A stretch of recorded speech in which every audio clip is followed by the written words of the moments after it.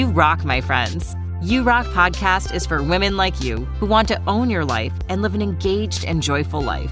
Hosted by Dr. Aliyah Majid, mom of 3, devoted wife, and a scientist turned life coach on a mission to empower women to take control of their lives. In this podcast, we deliver tools, insights, and inspiration on rocking your own life, owning to your highest potential, and becoming the best version of you. Now, here's your host, Dr. Aliyah Majid. Assalamualaikum and welcome back again to You Rock Podcast, the podcast for high performers to go after the life that they want. And in this episode, I'll be sharing with you guys the 5 myths about productivity. Okay, it's already the final week of Ramadan and I hope you guys are doing okay and being productive in this month of Ramadan and taking this time to slow down and do what's most important and focusing on your well-being, on your spiritual connection. And inshallah, this will brings you much joy and happiness and the fulfillment way beyond what could be possibly be done outside of Ramadan. And though it's sad to kind of like having this last week of Ramadan, and sometimes we are busy with work and we might have not having time to do the things that we thought we want to do during this Ramadan, Tadarus Al-Quran, and maybe not ever skipping Tarawih. And one thing I would like to say it out loud to you guys is that don't be too hard on yourself. This is not a competition who performs the most, but it's your own journey. Progress in whatever way that is progressing you towards becoming the best version of yourself. But remember that don't be really hard on yourself. Okay, so back to our topic that we want to discuss for today is about the myths of productivity. So yeah, productivity, work hard and finally you get to achieve the goal that you want or not.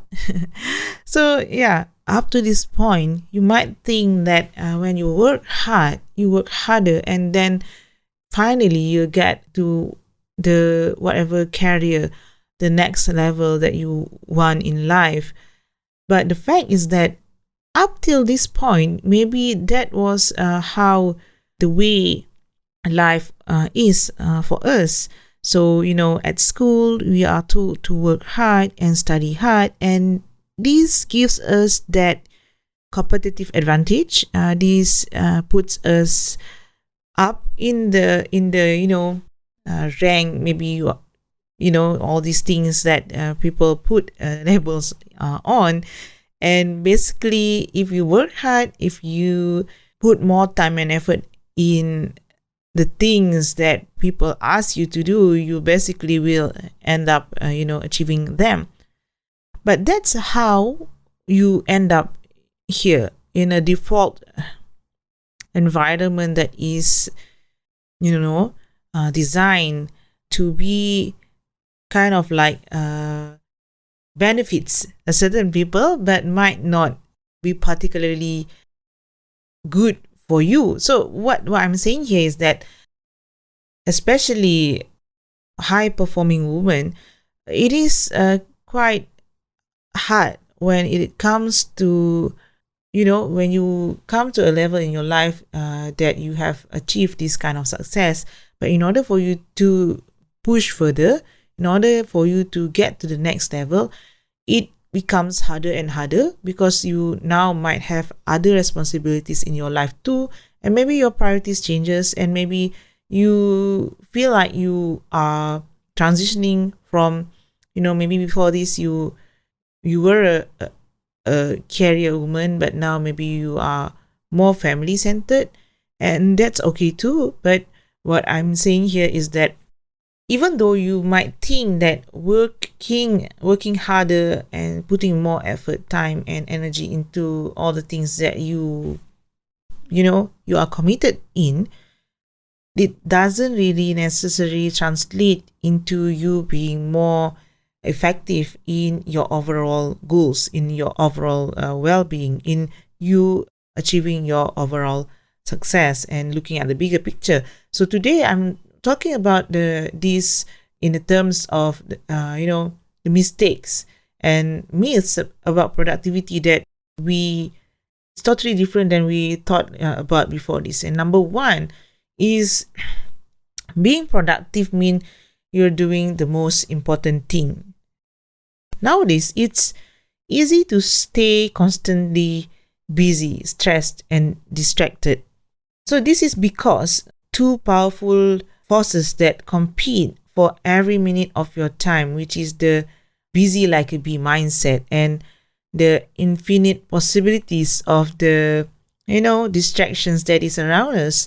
So the busy like a bee mindset makes you feel like you must fulfill every minute of your time with productivity if you want to meet the demands of the modern day workplace. Okay, so you feel like if you have a gap in your work day, you might feel like you are not productive at all, which is a myth, and this is a myth because you need a gap to breathe between tasks and for you to think and reflect and strategize about your next action.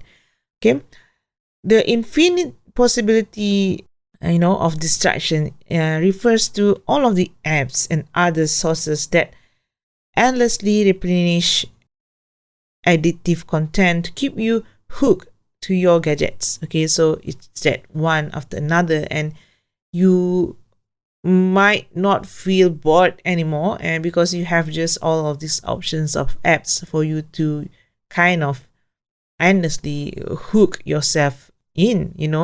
So think about what are those things in your life and how does this affects your overall well-being.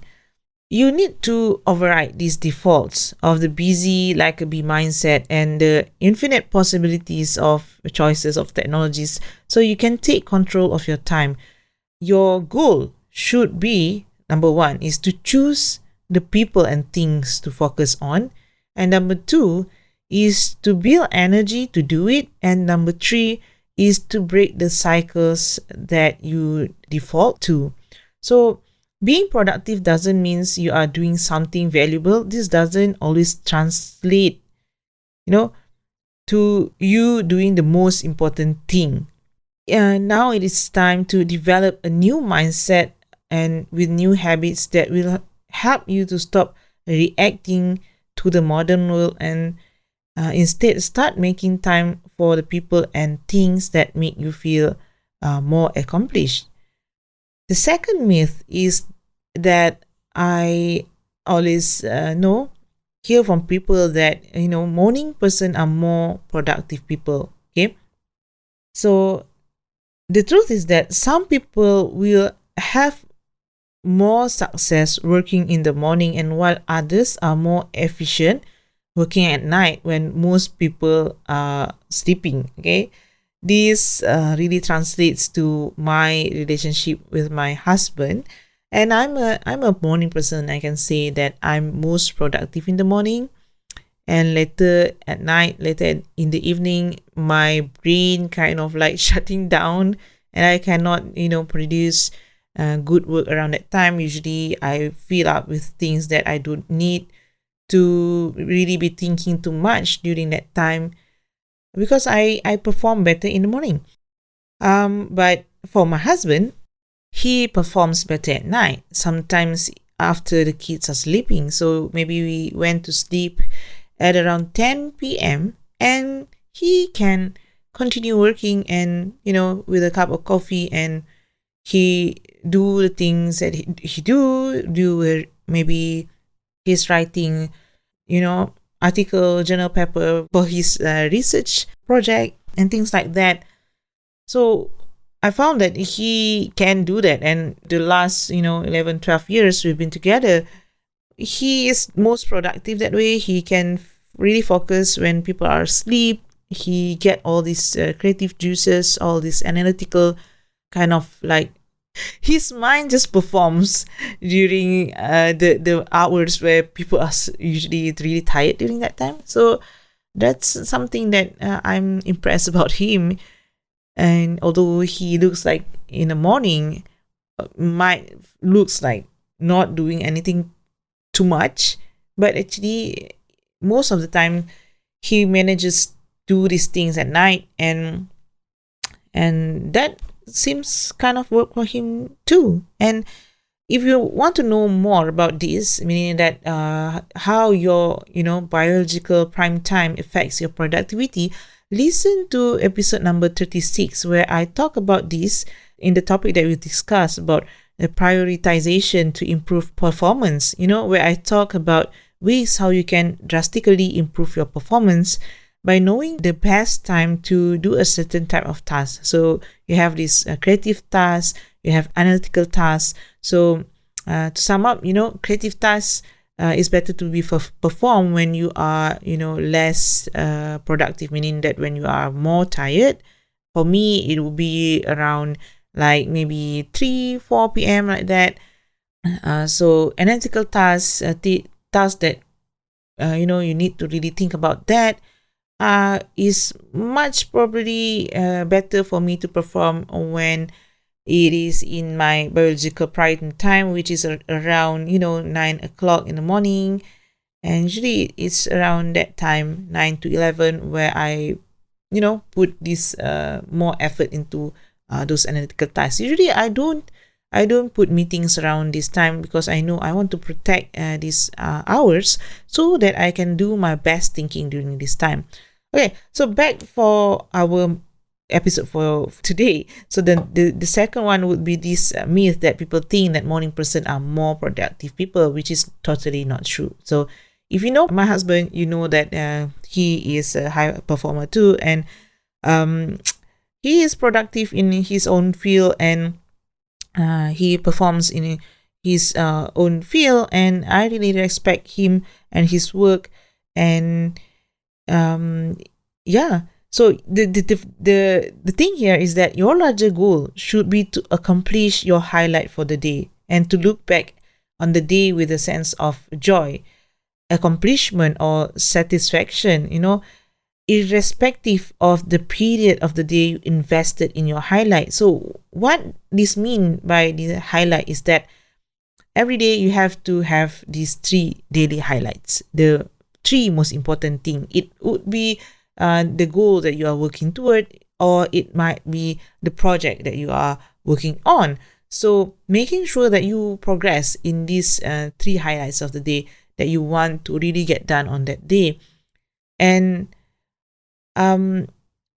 if you are not clear about how and what highlights mean, okay, maybe use this time and download the productivity planner that I have made for you guys, so that you know what would be the highlight of the day for you. Because when you start to do the worksheet that I have provided in the productivity planner, you'll see that not all of the tasks that is in front of you means the same to you. Okay, some of it are less meaningful than others. Okay, so it is really important for you to take some time and reflect on that, and really prioritize and figure out what are the highlights, what are the productive and purposeful tasks that is in your life that will push you to achieve the goal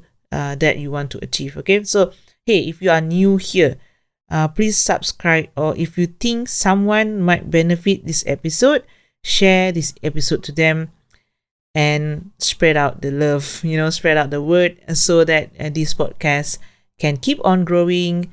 And I'm here to stay for you guys to have tips and everything that you need to know about being a high performer, or if you want to become one, okay, if you are not already. Okay, so the next one will be, the third myth would be, willpower is enough to overcome distraction. Okay, when you have these infinite possibilities of distractions, like, Facebook, Twitter, Instagram, and even, your email, your willpower is not enough to overcome the distractions of these, infinity pools of technology products, because they are ever evolving and exciting. You have this new version and features, and you want to test this and that on, and it feels like excited, because they spend a lot of time and money to inventing them, and you might feel addicted and you don't even realize it. However, you can redesign the way you use tech products to regain control of your time. For example, you could set up your mobile phone in a distraction-free mode, and deleting all the addictive apps and things like that. I have several tricks with the Google Chrome, because sometimes I like to watch YouTube for learning. So maybe I'm learning about something in engineering or mathematics, which is the courses that I'm currently teaching in the university.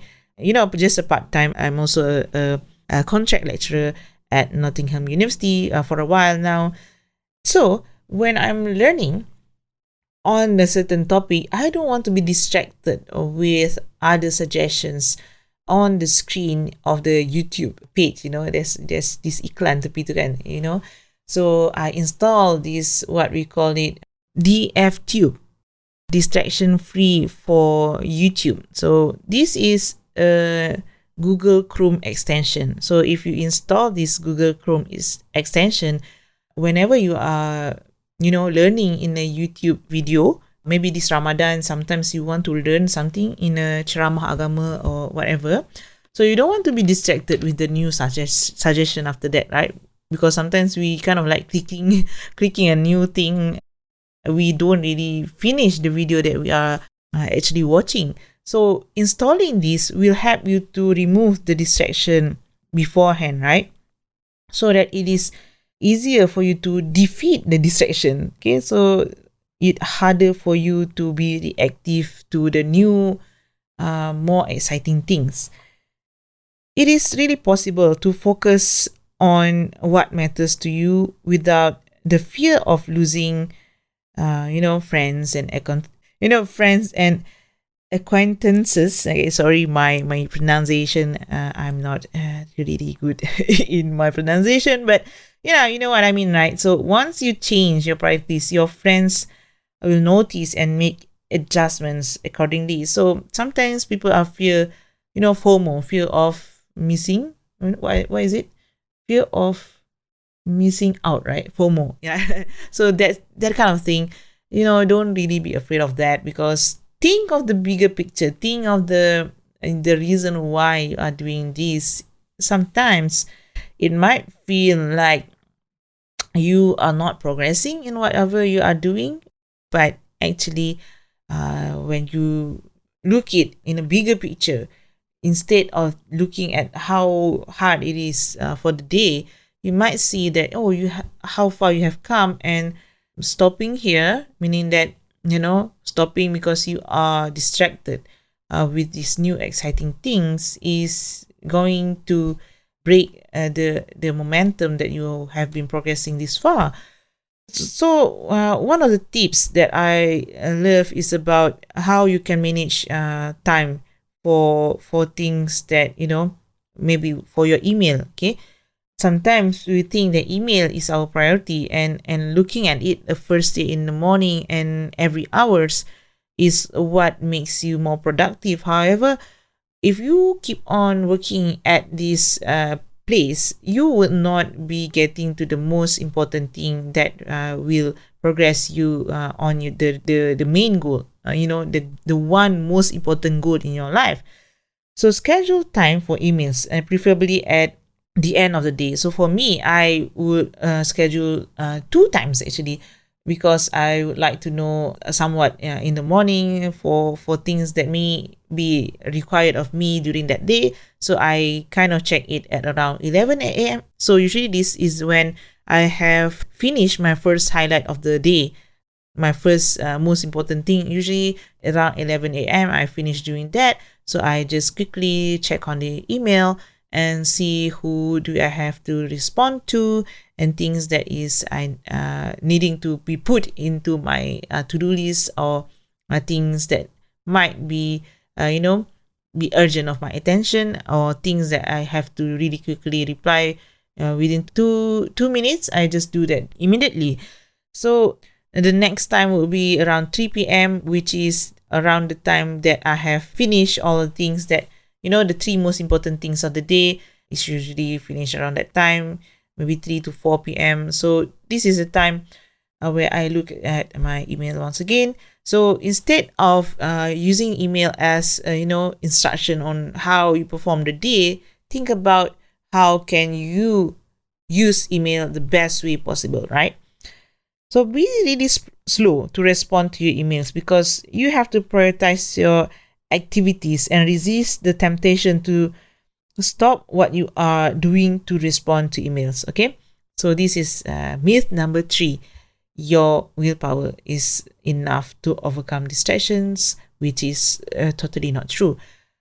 And myth number 4, you snooze, you lose. Okay, what this means is that, the terms you snooze, you lose means that if you do not pay attention and do something quickly, someone else will do it instead of you. So it's like you kind of lose the possibility, you lose the opportunity, not possibility. So opportunity, right?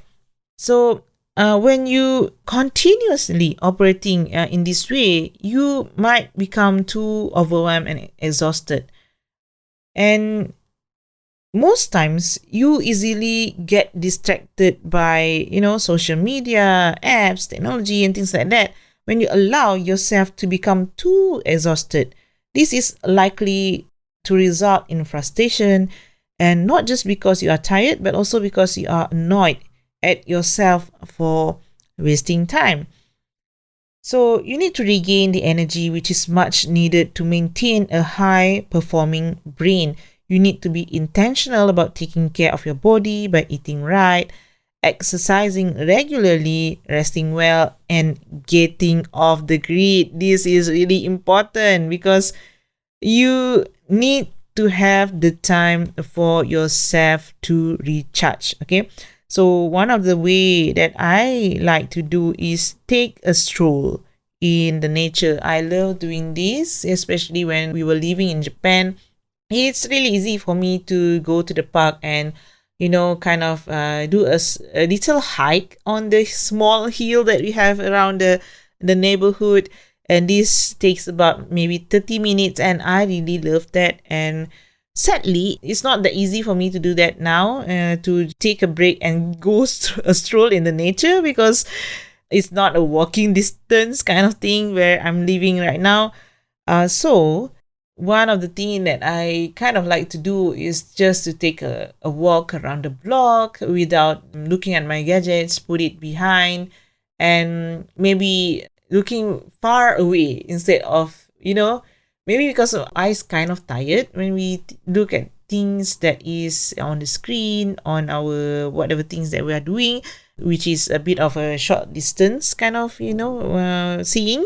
So I take a walk and look far further away, instead of focusing my attention to the things that is around the corner. I try to look a bit more further away while I'm walking, and this kind of helps me to kind of like feeling like I'm kind of a bit out of the grid kind of things, and this is where I can take a break from my gadgets and kind of like enjoy some quiet moments and taking a mental break from work without gadgets. So this is really, really important. And the 5th and the last myth that I want to share with you guys today is distraction-free environment makes you more productive. So this is really counterintuitive from what we have been sharing before this, but this is something that I really want to get it out here, because it's not only distraction from the external world that we are distracted with. Distractions comes from different direction too, which is comes from your internal self-talk and monologue and things like that, and the way that you are thinking.